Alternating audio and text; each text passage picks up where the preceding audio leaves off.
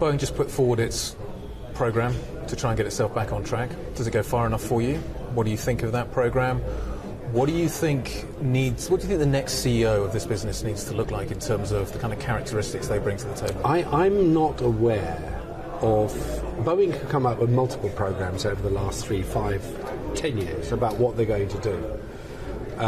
At each step of the way, they've come up against roadblocks. We know all about those. That's history. And we know that they are, through multiple CEO or governance changes and plans afoot, to try and get things back on track. For me, if you ask me, this will be a 5-year hiatus starting from now.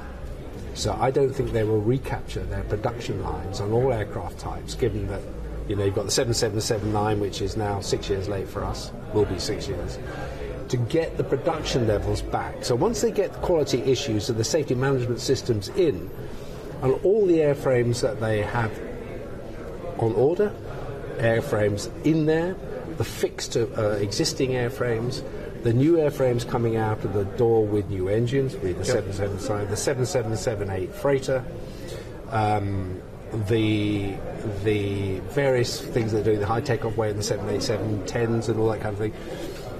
This is a challenge to them at the moment, given the pressures they're under. So I think one step at a time.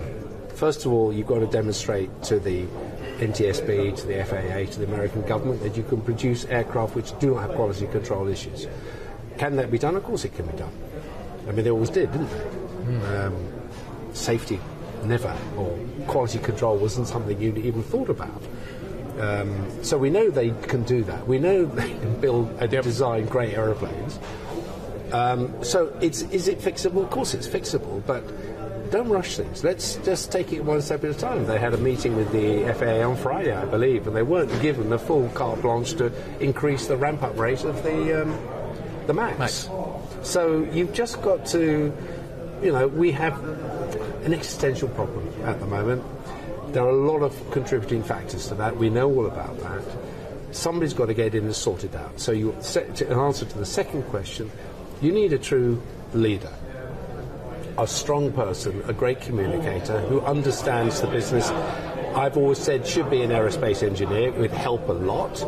I've often used Alan Mullally as the example of that, but is also able to get the workforce behind him or her. And we've got a lady there, Stephanie Pope. We'll see how she gets on. But getting down, taking yourself out of Chicago, going into the factories and understanding the processes.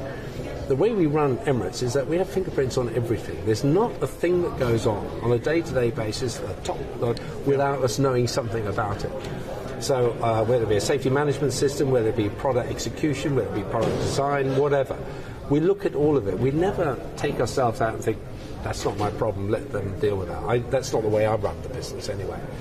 So they need somebody who's hands-on, is a great communicator, great leader, and people will respect and follow because that person understands the issues. We know that in the Puget Sound area they have a dynastic workforce in terms of fixing Boeing aircraft since before the Second World War. So we know it goes on there, and one wonders how the disenfranchisement of the workforce, unions, etc., is a result of not doing the things that I've said. Bring them on side, reward them for the work that they do, produce good quality aeroplanes to the design that the clients want, us. The rest falls into place, guys. So look after your workforce, they look after you. So you don't have to go around the world trying to get cheaper bits and pieces done.